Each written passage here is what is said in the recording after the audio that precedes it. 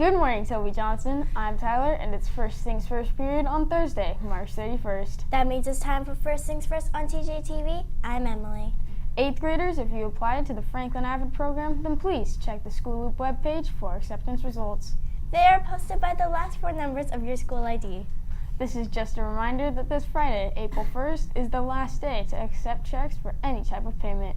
Cash or money orders will only be accepted. If you had a March birthday, your birthday will be celebrated tomorrow during lunch on the outdoor stage. Make sure to bring your ID card. Now let's go to Armando for today's TDIH. This day in history.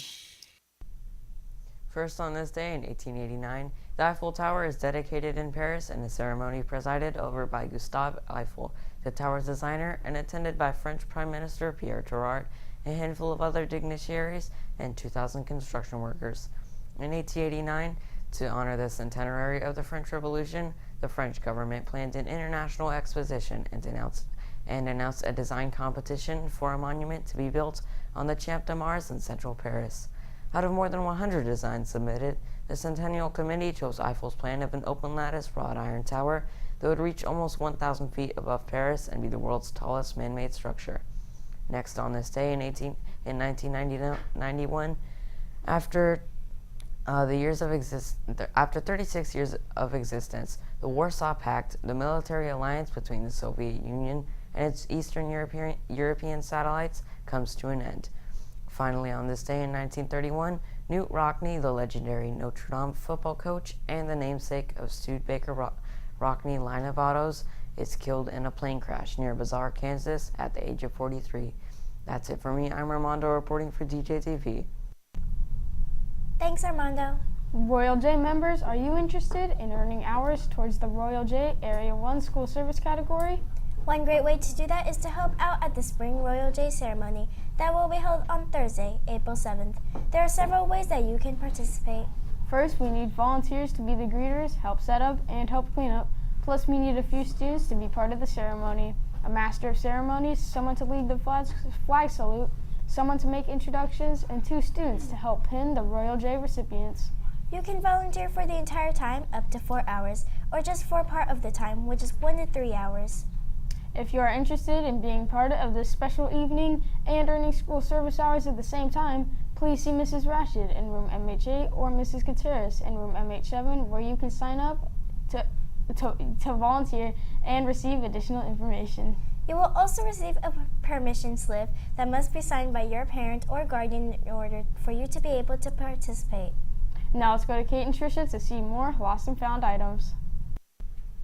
We have another 20 items to show today. Like every other day, please come to MC9 immediately if you see any of your items. Any items not picked up will be donated at the end of the school year. First, we have a purple gym bag. Next, we have a sweatshirt. Next, we have a hat. Next, we have a lunch bag. Next, we have a black snow jacket. Next, we have a black sweatshirt. Next, we have a Tigers t-shirt. Next, we have a cardigan. Next, we have some skinny jeans. Next, we have another snow jacket. Next, we have a black scarf. Next, we have some sweatpants. Next, we have some more sweatpants. We have another black hoodie. We have a white t-shirt. We have a purple hoodie. We have some sweatpants. We have a Toby Johnson sweatshirt. And a beanie. That's it for me. I'm Trisha. And I'm Kate, reporting for TJTV. Now back to you. Thanks, Kate and Tricia. What do you think about the latest iOS 9.3 update? Apple released the iOS 9 in September, which was a great success.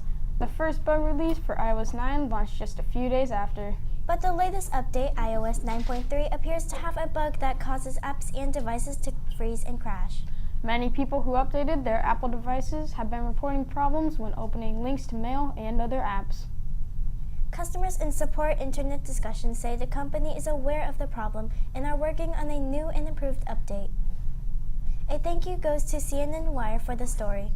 Hey Emily, do you know what time it is? I think it's time to talk. Sports Talk. Wake up from your sleep. I know you're tired and bored and all that, so you don't want to miss this episode. Denzin at Anchor here, and I think you all know what time it is. It's not 8:19. It's time for Sports Talk.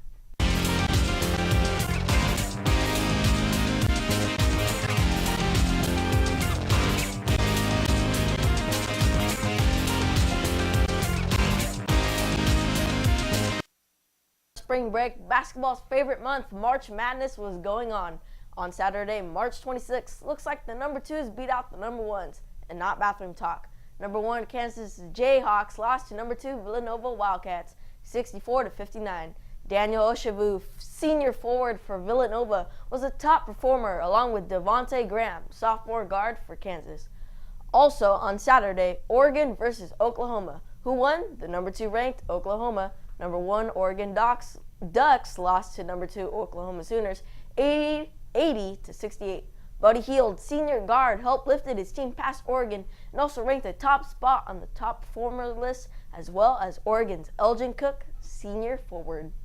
Now these two teams move on to the Final Four to verse each other. This is Villanova's first Final Four since 2009. So obviously, these college students are shocked that they made it this far. Number 10 Syracuse versus Jumpman's college team, number 1 North Carolina. Moving away from college, but still staying on basketball, is the NBA. Yesterday, the Golden State Warriors survived a tight game going even into overtime. The record is 68-7, and they still have a chance to beat the '96 Chicago Bulls. Another overtime game was the Lakers versus Heat game.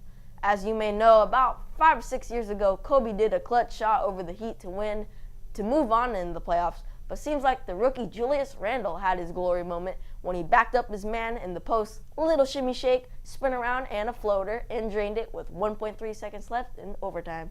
The Spurs beat the Pelicans 192, the Kings beat the Wizards 120-111, and the Nuggets beat the Grizzlies in a close game 109-105.